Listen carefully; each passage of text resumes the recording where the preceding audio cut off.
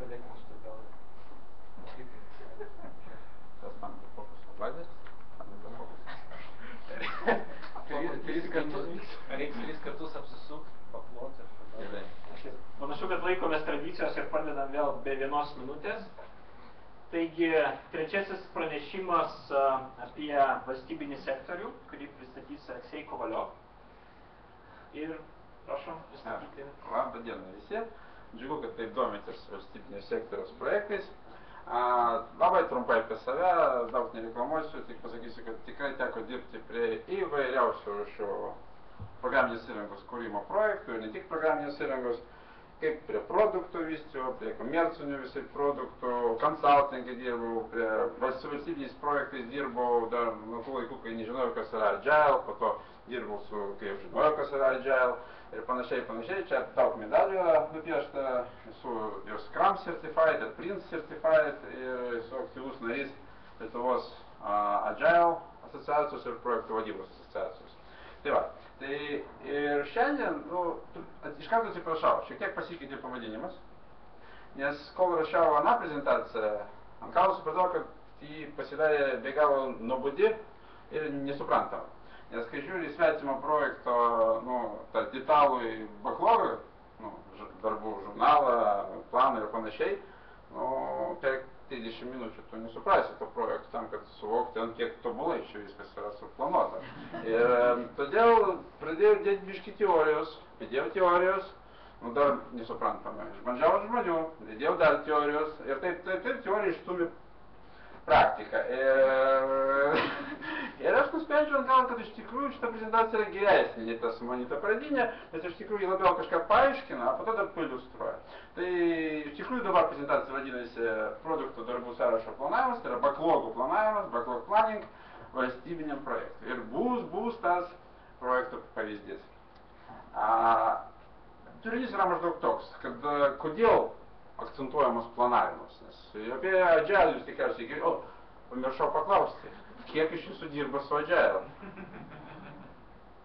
Daug. Tai labai gerai, kad aš apie Agile nieko nepasakosiu. Apie valstybinius projektus neklausiu, kitaip jūsų čia nebūtų tikriausiai. Tai iš tikrųjų aš noriu akcentuoti iš viso to Agile, apskritai iš viso projekto valdymo, būtent planavimo ypatumus.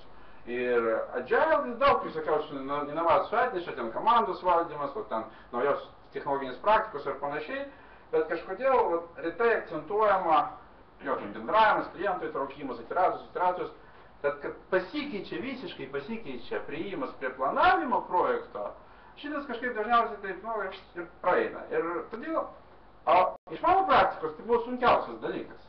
Nes visi bando imti tos, kaip jau buvo šiandien minėta, ima tos pačius reikalavimus, tos pačius dokumentus, kiša juos į tos printus, ir gaunasi kažkokie tokie, lygtais Agile'as, lygtais Scrum'as, bet ir panašiai, bet iš tikrųjų čia ne tas dalykas. Tai planavimas iš tikrųjų yra tas kertinis akmuo, ant kurio laikosi tas Agile'as, ir jis arba iš tikrųjų Agile'as, tas, kuris neša tą mistinė, legendinė nauda klientui, arba jis neneša tos naudos ir tik tai galbūt yra malonesnis įrankis arba patogesnė aplinka tiekėjo darbo komandai ar panašiai. Tai mes pašnekėsime apie planavimo stiliaus svarbą, apie judraus planavimo ypatumus valstybiniuose projektuose. Planavimo procesas, kaip aš jį manau, čia yra visiškai asmeninė patirtim ir mano asmeninė nuomonė, čia toks disklaimeris paremta prezentacija. Kas nesutinkate su manim asmeniškai, galima ginčytis. Projekto pavyzdys bus irgi pakankamai realus, bet dar nepadarytas. Pradėti noriu nuo šitos schemos mokslinės. Šitą schemą nenupiešė, bet pasiūlė aprašė nam už savo straipsnių Kenas Švoberis, vienas iš Agile manifestų signatarų ir Scrum'o tėvas. Jis pavadino, kad tikra Agile Scrum komanda, ji turi būti kaip kažkokia juoda dėžė. Ir plius dar, matote, kad juoda, tai dar ir permatoma. Kaip tai gaunasi, tai yra black box ir transparent. Ar būtent, kad black box'as jis turi būti ta prasme, kad mums net paduodant darbus, būnant vadovų, klientų ir panašiai, mums neturi rūpėti, kas ten vyksta viduj. Čia jie turi patys susitvarkyti, kas ten vyksta viduj. Bet mes turime matyti, o kaip jiems sekasi. O čia yra paradoksas, kad mums neturi rūpėti, kaip jiems sekasi, bet mums turi rūpėti, ar jiems sekasi. tai jie turi užtikrinti kažkokį matomumą, tai yra tos visus metrikos, bundaunai, viršų, apačiai ir panašiai, vizualizacija proceso, kai lapukai bėga iš kairės į dešinę ir atvirkščiai, ir plus, kad jie patys tvarkosi su savo procesais.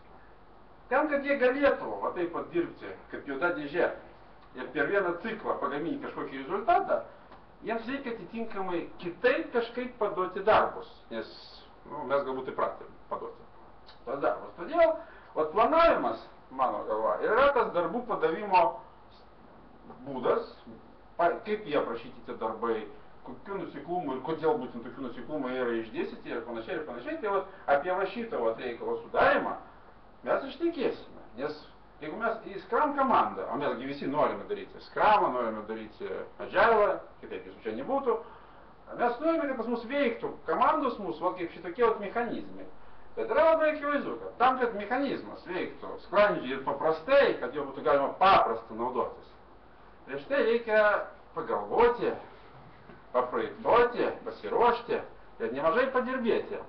Ir po to reikia užtikrinti, kad įvestis būtų suderinama su tuo mechanizmu. Ir jeigu mes į šitą daiktą pažiūrėsime kaip į darbus, tai tinkamas planas yra tinkama įvestis, inputas, taip puikiai Agile komandai, kuri veikia sklandžiai, kaip parodytas mechanizmas. Labai paprastas Agile planavimo pavyzdys, procesas, kosmoso lygiai ir panašiai, tai svarbiausia yra tikslai, atsiranda prioritetai, iš prioritetų atsiranda darbų planas, paleidimų, atsiprašau, iš pradžių releizų planas, paleidimų planas, iš jo atsiranda darbų sąrašai, backlog. Paprasta iki negaliu, bet būtent tas negaliu ir lieka dažniausiai, nes susiplanuoti, čia yra labai aukštai parodyta, bet ir skamba, banalu, aišku, kad projektas turi tikslus, kas daro projektą, kuris neturi tikslo? Niekas nedaro, visi taip mano, tačiau nepavyksta.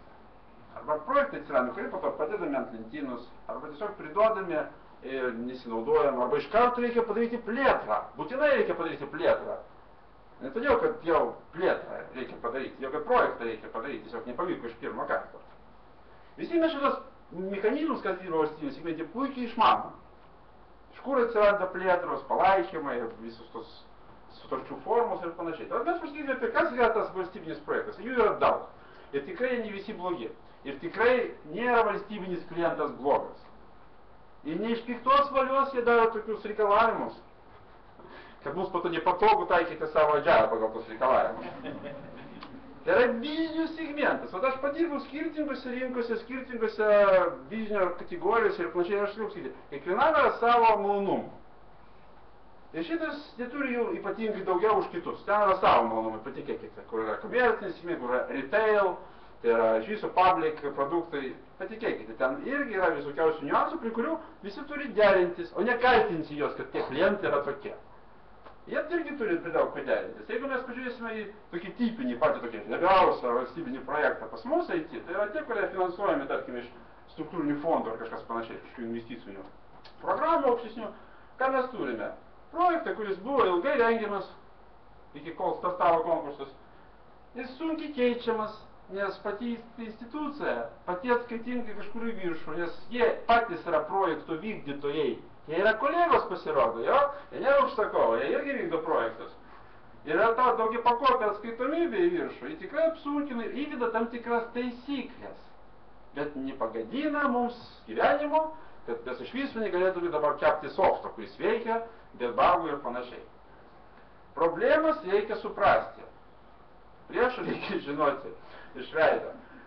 B projekto reikalavimai rengiami tikrai ilgai ir po to įvyksta aukšta entropija tų reikalavimų. Žinau šitą žodį, su malonumu visą laiką vartoju.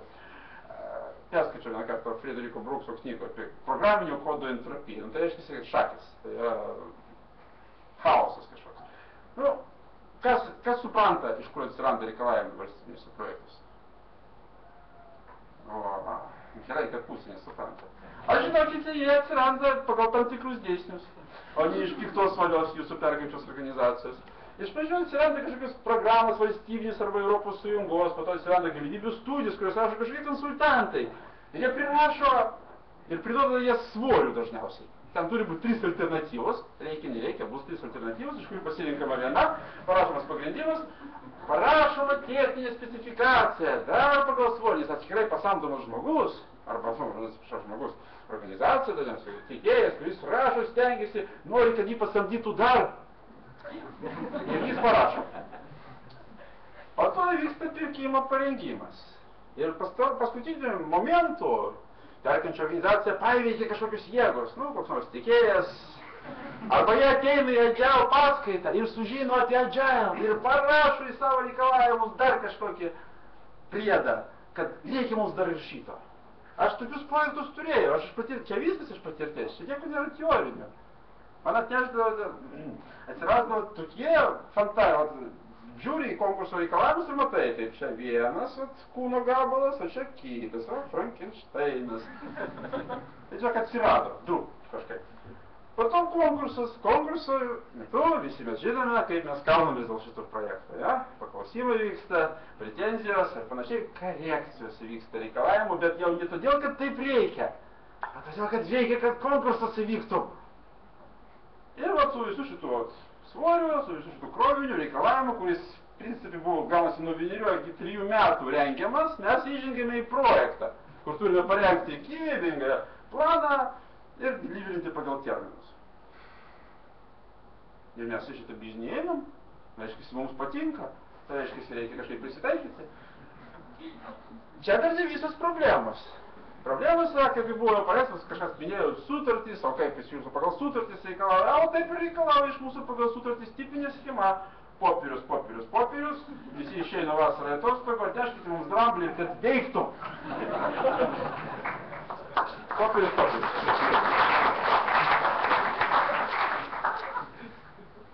Bet pastaruoju metu tikrai populiarėja iteraciniai projektai. Aš pats jūs pasakosiu apie projektą, kurio konkurso reikalavimuose yra paminėtos 3 netgi iteracijos. Ir prieš tai aš dirbau projektai, kur buvo 4 iteracijos, 2. Viskas normaliai. Tai iš tikrųjų iteracijos ateina, bet problema su iteracijom lieka ta pati, tai tiesiog atsiranda daug tokių. Drambliukų. Popieriai, atostogos, drambliukas. Tada kitas. Ir ką turime? Turime fiksuotos terminus, fiksuotus biudžetus, reikalavimo entropiją, vėl geras žodis. Reikalavimai paseno greičiausiai, nes 3 metai galėjo praeiti nuo galimybių studijos. Vienu šūviu projektą iš mūsų prašom. O, mes norime taikyti Agile. Gerai. Bandome susiformuoti tokį fiksuotą judrųjį projektą. Sunkiai gaunasi, tada kaltiname klientą, kad, o ką jūs norite, pas mus valstybinis klientas. A, nieko tokio blogo su valstybiniu klientu nėra. Paieškome tokiuose projektuose vietos judrumui. Turime fiksuotus elementus. Jo yra iš tikrųjų fiksuotas biudžetas. Šitam projektui daugiau biudžeto nebus. Bus plėtra, žinote. Yra fiksuoti galutinės ir tarpiniai terminai, kurie papuolė į konkursą. Jeigu jau ten papuolė, jie jau tokie bus. Čia galima svaigti, nesvaigti, ten yra tokia savoka. Dėrybos dėl sutarties. Come on! Visi žino, kad jeigu parašyta šį pirkimo dokumentuose, tai bus tas terminas. Viskas, gali dėrėtis. Reikalavimų rinkinys, jeigu yra, pažiūrėjau, 500. 500 reikalavimų turi būti, čia yra kaip kilogramai. Kiek turi būti atkrauta reikalavimo? A kokie jie? O тут mes ir adžailiname. Iš tikrųjų, yra vietos adžailui ir reikia tiesiog žinoti, kokios yra pagrindinės bėdos, prie ko reikia morališkai pasiruošti, čia yra marketo, tai yra rinkos taisyklės. Ir pirma bėda, kad iš tikrųjų visi mes gavome tokį talmudą ir fokusuojamės į reikalavimus, pas mus yra tiek daug reikalavimų ir šnekame su klientu apie reikalavimus numeris 516, galbūt jį pakeisti 618 ir o kam to projektų reikėjo? Agi visi taip užsikrovė tais popieriais, mes rengėme, jie skaito, jie irgi rengia. Fokusas nuo projekto prasmės nuvažiuoja prie reikalavimo, jų būna daug. Kitas dalykas, kai kurie inovatyvūs tiekėjai bando iš karto taikyti ant kliento savo inovatyvus metodus. Atneša ir sako ten, prioritetus reikia išskirti, ten lapukus rušiuoti, žinote, toks yra žaidimas, rušiuoti ping-pongų kamuoliukus pagal prioritetus. Kiek ping-pongų kamuoliukus? Nu tai yra maždaug klientas nepasiruošęs tokiems užsiėmimams. Šitie exercisai galbūt kitoje rinkoje turi būti taikomi. Plus pas klientą prisiminam, yra tie milestonai, jis atsiskaito pagal jos, mes turime jam padėti atsiskaityti toliau. Todėl žaisti žaidimus, kurie nesuderinami ir formalizuoti tą, kad neįmanoma formalizuoti, negalima. Plus mes visi, kadangi išgyvename jau ne pirmą dešimtmetį šitoje rinkoje, mes mokame daryti valstybinius projektus. Ir agile, ir ne agile, ir iš tikrųjų pagunda padaryti tą projektą, nu tiesiog, kad padaryti. Prašo 500 reikalavimų, prašom, bus 500 reikalavimų, pagunda yra didelė, nes knystis ir dėkti pas save agile, po to dar valdyti tos visus komandos konfliktus. Kas dėkė pas save agile ir turėjo problemų dėl to? Ir vardan ko? Vardan to, kad priduoti projektą, kurį galima ir taip priduoti, ir po to gauti plėtrą.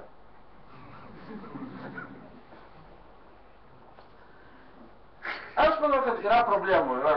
Jeigu dar suspausti, problemas galima suspausti iki dviejų. Viena problema vadinasi, kokia yra projekto prasmė, ir tą reikia suprasti, ir kaip suvalgyti dramblį.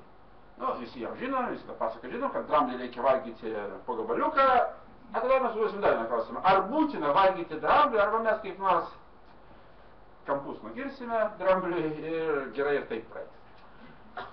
Švogeris sako, negalima čia skrumo taikyti, nes jisai sako, angliškai pasakysiu, kad skrumas yra the art of the possible, o ne tas, kad you give me what I paid for when you say what you deliver it. Nu jo, va šitas daiktas yra, you give me what I pay for when you say what I deliver it. A mes, bandome padaryti the art of possible. Rėmas lieka. Mes ant jo uždedame, teisingas buvo klausimas, nežinau, tas žmogus sėdi toje vietoje, teisingas buvo klausimas per praeitą paskaitą, ar čia yra papildomas darbas? Taip, šitas žaidimas yra papildomas darbas. Ir jis akivaizdžiai matosi ant šitos schemos, kur turi išlikti raudoni taškai, o mes pradedame daryti dar papildomus mėlynus, nors mūsų ir neprašė niekas. Galbūt netgi ir priešinsis. O kam to reikia? Iš tikrųjų atrodo, kad, gerai, pirma priežastis yra moralinė. Aukšta moralinė tokia, kad padaryti tikrą produktą, kad jo galima būtų naudotis. Iš tikrųjų taip yra, jeigu mes taip darysime, mes padarysime tą daiktą, kurio galima bus naudotis, o ne vien tik priduoti pagal popierius. O kitas dalykas iš tikrųjų yra visiškai komercinis, totalinis merkantilinis noras daryti va šitai. Nes kai mes priduodame pagal popierius, jiegi po to pas mus grįžta, aš turiu minį klientus. Ir tam, kad parduoti tą plėtrą, mes turime sušokti visą aibę ritualinių šokių, garbės skolos, ten dar kažkokie, ten garantinio aptarnavimo procesai. Ir mes tiesiog visą tą patį darbą, kurį sukatiname šičia, darome kitais metais, savai paprasta. Ir sėdi žmonės, multitaskinasi, feilina kitus projektus, mes mokam jiems algas tuo metu. O klientai mums maitina plėtros galimybėmis, kurios bus padarytos pagal viešąjį pirkimą, galbūt mes netgi ir nelaimėsime. Taviš, tą, ką mes gauname metų gale kaip savo bonusą pelną, mes puikiai atidirbame ir išleidžiame kitais metais ant suporto, jeigu mes padarėme kažką netinkamą. Išbandyta veikia, tikrai. Išleisti ant suporto visą savo turimą ir neturimą laiką, prisiminkime pirmą paskaitą, Augustą. Iš tikrųjų, lygiagrečiai prie šito atrodo formalaus ir popierius pradžioje ir drambliuką gale orientuotą projekto planą galima fone viduj padaryti visiškai normalų agile environmentą, kur visą laiką vyksta programavimas. O šitas yra realizacijos pastangos, sorry tiem, kam nesimato, nežinojau, kad čia nebus tokio amfiteatras, nežinojau. Čia yra analizė. Ir analizė, kaip matome, nesibaigė va šičia, kur mes galime paleisti analitikus į kitą projektą. Analizė tęsiasi irgi visą laiką. Mes į tai žiūrime ramiai. O ne taip, kad jie keičia norus, jie vis kažko reikalauja ir šlifuoja. Taip, tegu reikalauja, tegu šlifuoja. Prisiminkime, jie irgi labai nori užbaigti šitą projektą. Jie negali reikalauti šlifavimo iki pažaliavimo, nes jie patys neužbaigs. jeigu jūs su jais normaliai dirbate, su klientu ir duodate, kas veikia, jie tikrai pašlifuoja tą, kas būtina pašlifuoti. Tai turime tokius judrumų šaltinius, kad klientas tikrai, paantrinsiu kolegijai, kuris skaitė pranešimą prieš tai, kad kliento orientacijai naudingų rezultatų yra pirmas kertinis akmuo, tikėjų gebėjimus suvokti prioritėtus ir planuoti, ko tikrai ne visi tikėjai moka suvokti ir planuoti, yra antras kertinis akmuo, visas kitas yra laisvė, kurios yra pasirodo pilna valstybinėse projektuose. O laisvė yra tame, kad dažnai nesuprantami tikslai ir prioritėtai, ir juos galima patikslinti, suprasti ir atitinkamai orientuoti projekto eigoje. Reikalavimų interpretacijos, reikalavimai tikrai dažnai būna parašyti, kaip ir Vaidas sakė, turi būti ataskaita. Kokia? Kiek aukų? Galima sumažinti, galima padidinti, jeigu reikia. Neformalios apimčių korekcijos galimybės egzistuoja, mes jas puikiai išnaudojame, tai galima neapsimetinėti ir naudoti tą kaip excuse, kad mes negalime taikyti agile, nes pas mus yra valstybiniai projektai. Viską galime taikyti ir jeigu sugebame pridavinėti projektą kertant kampus kaip dabar, tikrai yra vietos judriam planavimui ir judriam vykdymui to projekto. Paslaptys ir, principinai ne paslaptys, o čia mano asmeninė nuomonė, tokius projektus reikia vis vien, nepaisant, atrodo, kad mentaliai ir netgi pagal jų prigimtį ir šaltinį, iš kur ateina čia valstybės, projektai, reikalavimai, biurokratai, a jos reikia visiems planuoti kaip kažkokį marketingizuojamą produktą. Vat aš dirbau prie produktų, kurie skirti rinkai, pardavimams, komerciniai produktai, kurios perka arba neperka. Nu ten kas yra, ten strateginis marketingas, daro rinkos tyrimus ir panašiai, padaro tokius planus, ten aš pats mokiausi strateginio marketingo, todėl iš manęs lenda šitas reikalas, noras pritaikyti tą patį daiktą, netgi dirbant su valstybiniais projektais. Man tada lengviau. Man tada tikrai atrodo, kad aš darau kažką naudingo. Jeigu ne rinkai, tai vienam klientui. Šitas klientas yra ta rinka. Ir taikymas komercinio produkto parengimui ir realizui į rinką principų valstybiniuose projektuose, aš manau, duoda tik tai naudą. O kas tai yra? Reikia apibrėžti ir vizualizuoti tikslus. Nepaisant to, kad jie jau galbūt formaliai kažkur parašyti, tai dar netiesa, jie nėra tikslai, mes pamatysime, kokie jie būna. Reikia parengti strateginį planą roadmapą, ten turi būti go live kažkoks rinkinys, ir tu kaip marketingistas turi puikiai žinoti, koks pas tave roadmapas ir koks pas tave yra go live pripažinklių rinkinys. Ten atsiranda tarp jų versijos, beta testingas savo ką, žinote, kaip dabar Diablo 3 išėjo, kiek ten beta testingas buvo. Tai atitinkamai auginame versijomis ir kertam tos kampus, kurių niekam nereikia. Nes mes ir taip tai darom, bet dažnai mes nukirtom kampus, kurių kažkam reikia. Ir priduodame formaliai, o taip mes skirsime tik tos, kurių nereikia. Formalumai, taip yra tie formalumai, atsiskaitimai, sutartys, iteracijos ir panašiai, tai yra produkto pakuotė. Nu, tai jeigu iš mūsų reikalauja pagal kažkokius standartus, tam tikrą maistą, tam pakuotį į maistų skirtą pakuotį, mes dėl to, arba tie gamintojai to maistų dėl to neburbuliuoja, kad kas čia iš mūsų reikalauja į tam tikrą haišelį sudėti. Tai čia tai yra specifikacijos, architektūros pridavimai, kiti dalykai, tai yra pakuotė, ką reikia sudėti savo produktą. O fokusuotis reikia ties tikrais tikslais prioritėti. Ta mes ir drambliukus suvalgysim, ir ta, kas tame drambliukė yra lyšno, nukirstame. Ieškome tikslus. Pradėsime nuo tikslų paieškos. Visų pirma, pas mus yra oficialūs tikslai. Jie yra parašyti projekto specifikacijai. Bet tai dar ne viskas. Yra specifikacijos, nes oficialūs tikslai dažnai būna labai abstraktus. Ir aš parodysiu, pavyzdžiui, mes turėsime projekto pavyzdį, kur projektų tikslas sukurti projektų rezultatus. Kam? Nu, vat, tam, kad matyt jų reikia. Tada tada pas mane, pavyzdžiui, vyksta toksai trumpas sujungimas smegenyse, aš nieko nesuprantu, tada imu skaityti reikalavimus. Skaitau reikalavimus, pradedu, maždaug štai ką jie automatizuoja. Galima dar paklausti konkursų, jeigu jums pasisekė ir jūs laimėjot, jūs dar darysite analizę. Ir plus dar jūs gerai, visi ekspertai ir specialistai savo srities, jūs galite tiesiog intuityviai nuspėti. Jeigu jums nepasisekė, arba dar nepasisekė, arba šito nėra, o jums jau reikia savo pasiūlymę parengti kažkokį planą, beje, atsakymas į dar vieną nuskambėjusią klausimą, ar verta dėti į pasiūlymą kažką apie agile, tikrai verta. tiesiog tą pasiūlymą reikia priderinti prie tų prašomų terminų ir jau tiesiai pasiūlymą prašyti, kad viskas bus kaip jūs prašote, a dar mes štai kaip daug visokiausių gerybių padarysime. Ir va taip iš ten atsirado. Tai yra neapsiriboti, kad yra vieno paragrafo aprašymas specialių tikslų, tikslus reikia paieškoti. Maža to, kad juos reikia dar prioritizuoti. Ir mes atradome kažkiek tikslų, jeigu nesimato, aš perskaitysiu, tikslų sulyginimas su oficialiais. Tai yra mes aptikom kažkokių tikslų, palyginame, ar čia sutampa. Kartais nesutampa. Tada reikia pažiūrėti, kokie yra teisiniai veiksniai, kažkokie nauji įstatymai, kažkokie pokyčiai, kokios yra valstybės programos, kitų įstaigų įtaka, tinkamumas viešiems ryšiams. Jeigu, pavyzdžiui, jūs kažką, reikia automatizuoti tą ir tą, ir jūs matote, arba jums klientas pasakė, kad šitas yra, labai svarbu, mūsų ministras nori ten nueiti kažkur tokį renginį, konferencijų ir pranešimą to padaryti. Čia prioritetas, reikia kažką padaryti, užbaigti kitos konferencijos, kad būtų apie ką šnekėti. Ryšiai irgi yra svarbu.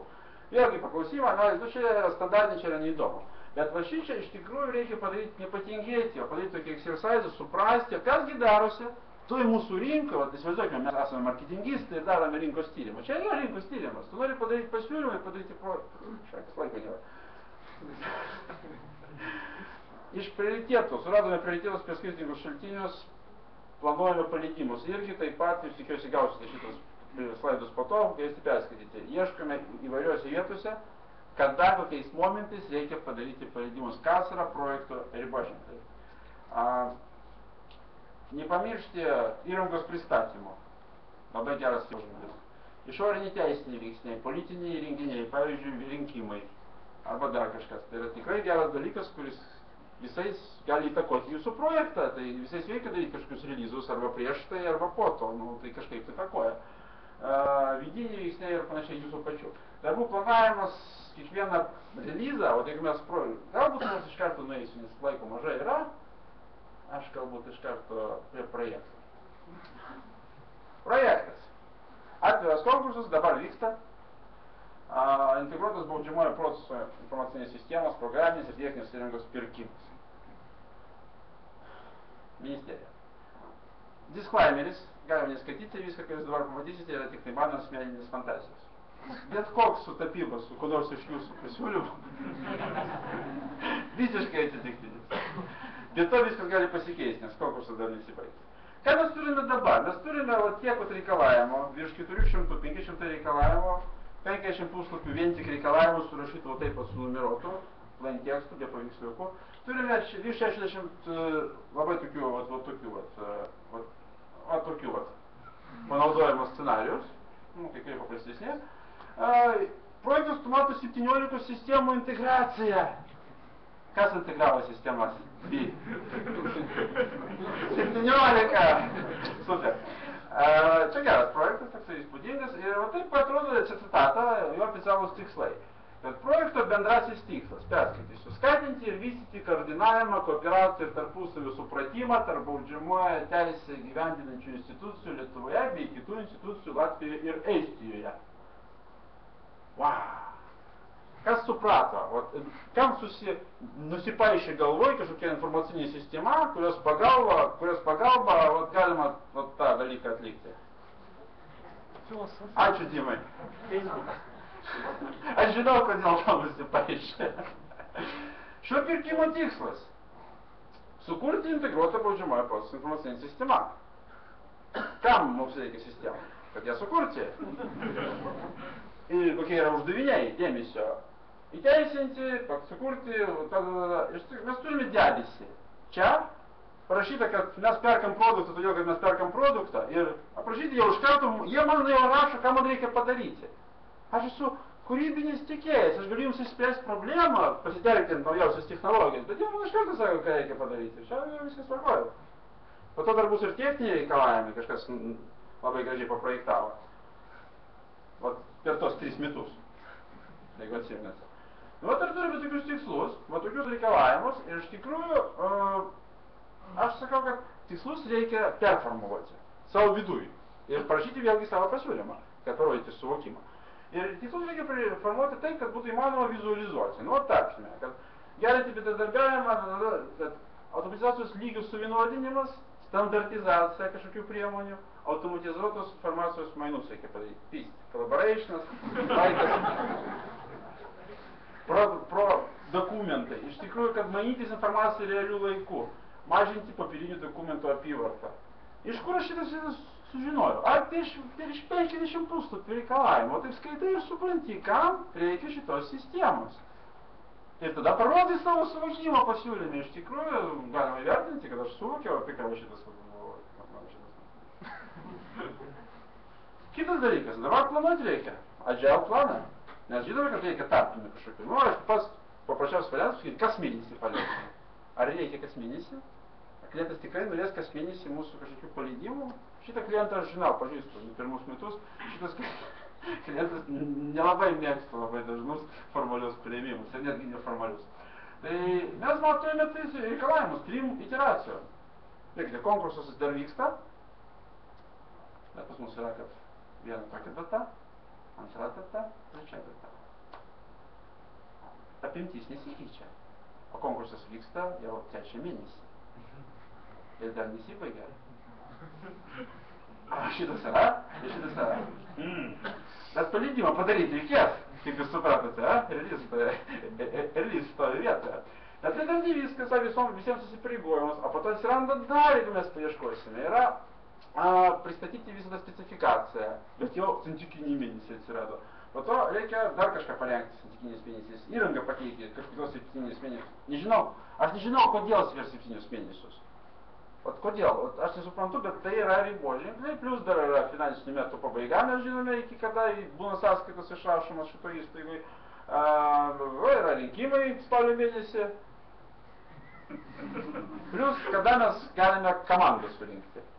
O visą tą vėdą krūč. Mes jau dirbame analitikais, mes dirbame marketingistais, mes tyrime rinką. Kada šitą rinką gali suvalgyti mūsų tą projektą pagal tos mūsų fantastiškai vizualizuotus tikslus. Pateiktis yra krūva tiek, kad yra posistemių, plus kai kurie pateiktis formaliai neįvardintos, bet jos egzistuoja. Tai yra 3 išorinės sistemos, kurias reikia modernizuoti. Ir iš viso šito mes pradedame planuoti projektų riboženklius, milestones. Sveika, aš manau, padaryti planą projekto, kuris yra hybridas, kuriame yra ta, ką nori matyti klientas pagal savo reikalavimus, ir tavo strateginis roadmapas, kur kažkokius, čia yra suabstraktinta be abejo, beta versijos, galutinės versijos ir panašiai. O šitas daiktas yra tas roadmapas, product roadmapas. Čia reikia įvesti be abejo santykinius terminus, o ne datas. Kartais galbūt būtinos ir datos, bet santykiniai terminai yra geriau. O čia yra sutartiniai riboženkliai. Tai mes darome hybridą. To, ką mes norime daryti, ir to, ką iš tikrųjų reikia. Čia yra produkto pakuotė. Pirmas riboženklis, agile, žiūrime po vieną.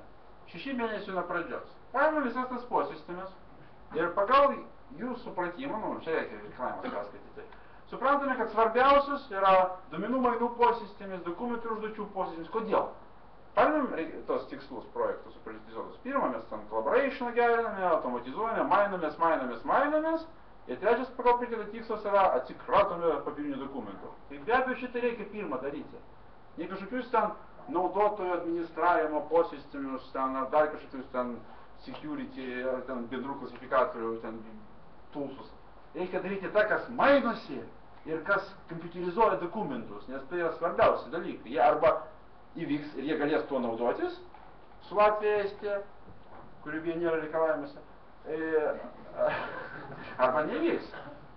Arba mes galbūt ir priduosime naudoti administravimo posistemį gruodžio 20 dieną, bet naudos iš tos naudoto administravimo posistemės nebus jokios visiškai, jeigu nebus padaryti šitą. Tai mes turime tos posistemus tikrai išvardinti taip, kaip jie visiškai atitinka prioritetą. Čia yra komentarai. Atitikimas tokiam tikslui, atitikimas kitokiam tikslams, plus dar faktoriai, kurie įtakoja tikslas. O čia yra netokie svarbus. Mes juos padarysime tiek, kiek reikia. Galbūt čia bus command line toolsai kažkokie per parametrus. Galbūt duombazę administruosime naudotojus. Tai yra tikrai įmanoma. Tai čia yra vieta, kur galima minimizuoti skaupą, tik formaliai tenkinant reikalavimus. Dokumentaciją reikia rengti visą laiką. Tai yra agile, sako, kad tai yra done dalis. Ir atitinkamai mes ją rengsime. Plus technika irgi eina į pirmą šitą limitą. Pirmo riboženklio paleidimo žemėlapis.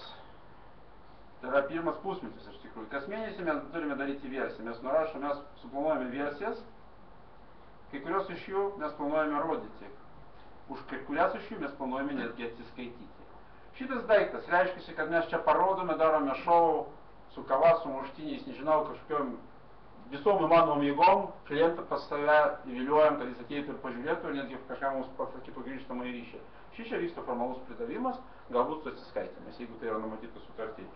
Šičia pas mus yra fantastiškas rizikos šaltinis, vadinasi technikos atvežimas ir planuoti, kad mes viską pristatysime kliento aplinkoj, yra crazy. Negalime tai planuoti, reikia būti ruoštis, kad mes pristatymą ir atsiskaitimą už etapą darysime savo aplinkoj, nes šitas daiktas vėluoja iš tikrųjų. Ir tik tai fantastikos, nežinau, ten atsitiktinumų dėka jis gali įvykti lygiagrečiai, būtent tada. Atitinkamai numatėme tokias versijas, paėmėme, išdėstume savo posistemius pagal tas versijas. Matote, jie auga, čia yra būtent augimas inkrementų, čia yra kokie posistemiai įeina į kokią versiją. Kas mėnesį, tada parodom ir atsiskaitom, o čia kas eina. Mes tikrai visko pradėti iš karto nuo pirmų dienų daryti negalime. Nu, čia labai daug. Matote, kiek yra posistemų, tikrai jų yra daug. Mes tiesiog pradedam daryti kažką iš duomenų mainų, ir kažką iš dokumentų užduočių, ir kažką ten šitą. Nuo pirmos versijos labai minimalistiškai ir auginame. Padarom tokį planą, jis yra labai aiškiai viską vizualizuoja. Tada paimame pirmą paleidimą, kuris yra po mėnesio. Ir jam labai paprasta suformuoluoti tikslus, jis yra mini produktas. Jam yra labai paprasta, kad mes norime. Čia yra mūsų analitikų fantazija. Čia reikia paklausti klientą ir suformuoti tokius dalykus, kad tvarkyti bylos dokumentus be pasirašymo. Čia yra tikslai, kur yra funkcijos naudingos, bet su krūva apribojimų, kurios galima naudotis, kaip projekto vadovai neturintys super project management įrankių, naudojasi Excel'u. Tai va čia Excel'is, naudotis. O taip ir parašai. Sudarai backlogą.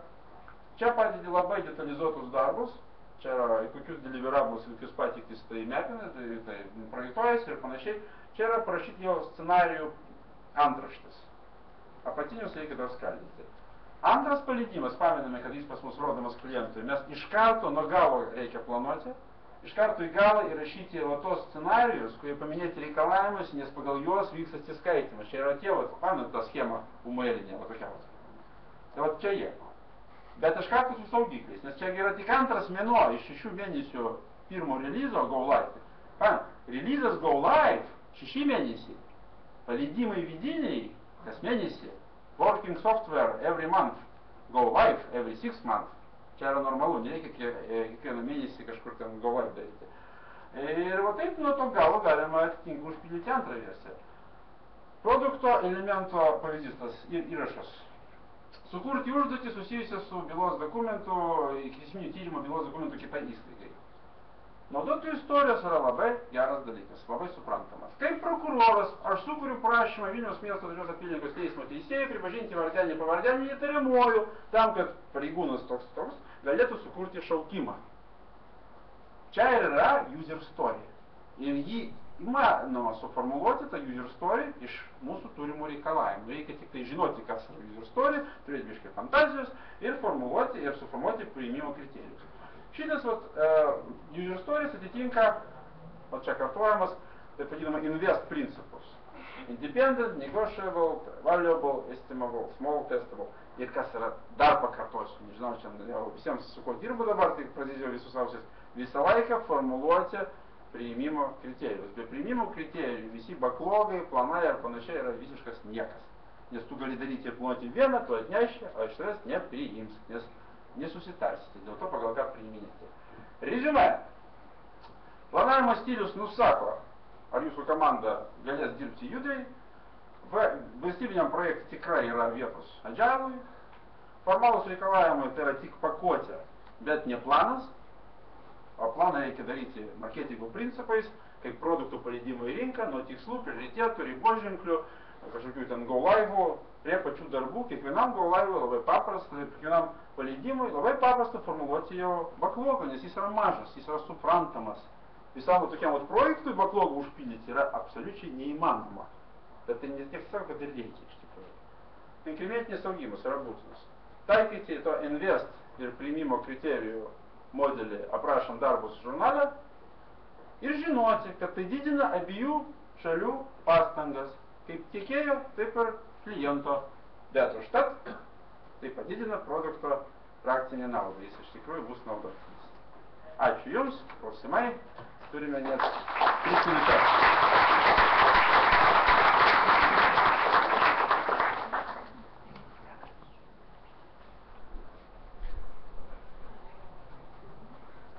Norėjau paklausti truputį apie, paminėjot, kad dideliam projekte produkt logo aitimo ten didelio nesudarysim, ten galbūt vienam releasui. O ką daryti su likusių darbų vertinimu, ypač tokiam dideliam projekte? Tada reikia kažkaip kitur tai sekti ir turėti, ar visgi galima iš sakykim, skrumui sekamos informacijos tą suskaičiuoti? Visą backlogą mes sudaryti galime. Tik tai visi backlog aitimai, daugmaž trečio releaso, jie turi būti palikti labai stambus. Ir pirmą mes turime atlikti pirmų šitų paleidimų vertinimą tokį detalesnį. Ir jau to vertinant mes įgyjame tam tikrą suvokimą, patirtį ir panašiai. Ir mes galime prieiti prie jau to greitojo agile vertinimo, ten, pavyzdžiui, su kortų lošti ir panašiai, kad vertinti iš karto stambius gabalus su tam tikra paklaida. Nes iš tikrųjų, tai yra tas principas, kad tu gali vertinti, tu turi vertinti darbą, bet tu turi žinoti, kad jis vertinamas netiksliai. Ir kuo toliau tas darbas, tuo mažiau reikia stengtis įvertinti, reikia taip maždaug pasakyti, kad čia bus tiek. O įgyti tą patirtį reikia per pirmų 2 releasų paplanavimą. Gal aš gal kitaip paklausiu. Tarkim, valdžia klausė, kiek tau dar liko šitam projektų darbų? Iš kur tai aš turėčiau suskaičiuoti? Iš savo backlogo ir iš savo projekto plano. Iš backlogo. Niekas, vis vien tas dalykas, projekto vadovo, čia buvo tik apie planavimą pačių darbų. Niekas neatima iš mūsų, kaip projektų vadovų, ypač jeigu tai yra nusakyta reikalavimais kontrakte, tai mes turime sekti projektą, ruošti ataskaitas pagal projekto eigą ir panašiai, ten resursus gauti, resursus paleisti ir panašiai. Visos šitos veiklos egzistuoja. Jeigu čia buvo tik apie tai ir backlogą mes galime labai laisvai, lygiagrečiai prie visų šitų kartais ir gančiartinių projektų palaikyti, tik tai vardant to, jeigu mums apsimoka ta investicija, kad tais darbais maitinti tas mūsų agile komandas. Tarkime, mes matome, kad jie dirba gerai ir mes norime, kad jie dirbtų taip, mes norime griauti jų to darbo kaip tokiais blogais darbais. Mes tiesiog lygiagrečiai prie visų šitų formalumų ir atsiskaitimo vadovams ir kitiems mes turime pasakyti. Jiems pateikti kitokį planą, va tokį. Ačiū. Prašom. Dar vienas klausimas iš dešinės.